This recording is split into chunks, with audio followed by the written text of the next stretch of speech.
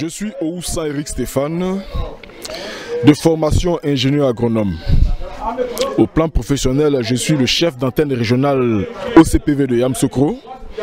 Et c'est moi qui ai eu l'honneur de dispenser la formation sur l'héliciculture, en d'autres termes, l'élevage de l'escargot, à ce groupement de femmes de ce campement de Noéko. Dites-moi, monsieur, comment cette activité peut-elle se comporter en zone forestière? Juste... Les risques et les avantages. Cette activité ne comporte que des avantages en région forestière, en ce sens que cette région possède le climat dans lequel s'épanouit véritablement l'escargot. La végétation aussi correspond à celle dans laquelle s'épanouit bien ce mollusque.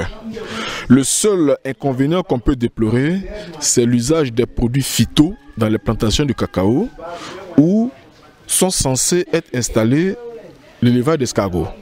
Mais comme nous l'avons dit, les éleveurs et les potentiels bénéficiaires de ce projet devront délimiter un espace de 25 mètres sur 25 pour pouvoir établir cet élevage et mettre fin à l'usage de tout pesticide sur cet espace-là. Donc c'est fort possible et donc la région a toutes les chances de réussir cet élevage. Okay. Vu la réaction des participants, êtes-vous sûr que cette formation sera un tremplin pour le développement de cette activité? Tout à fait.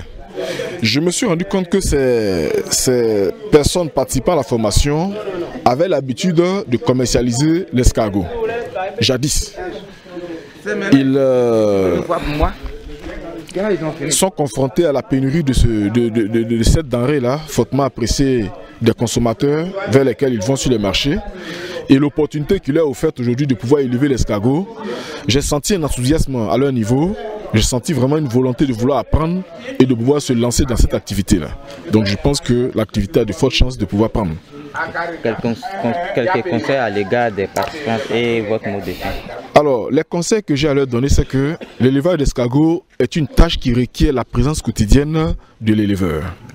Il va falloir que ces différentes apprenantes, si elles sont bénéficiaires d'un kit d'élevage d'escargot, se consacrent à plein temps à cette activité-là qui ne demande pas, qui ne nécessite pas de grosses dépenses en termes d'alimentation, puisque les éleveurs peuvent produire eux-mêmes les feuilles qui servent à l'alimentation des escargots, mais qui génèrent des revenus intéressants au bout de 9 mois d'élevage si cela est bien suivi.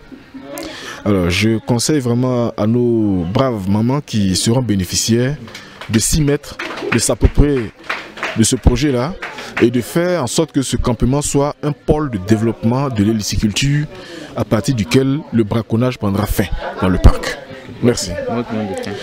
Le mot de fin, c'est que ce type de formation mériterait d'être renouvelé à l'endroit de la plupart des campements et villages riverains du parc pour mettre fin à toutes les envies de squatter le parc ou de pénétrer le parc en vue de braconner l'escargot sauvage. Cette ressource doit demeurer de sorte à ce que plus tard, à partir du parc de Tailly, l'escargot puisse être réintroduit dans les autres forêts classées, les autres parcs nationaux, les autres réserves animalières du pays, pour que la ressource soit à nouveau abondante et profitable à tous.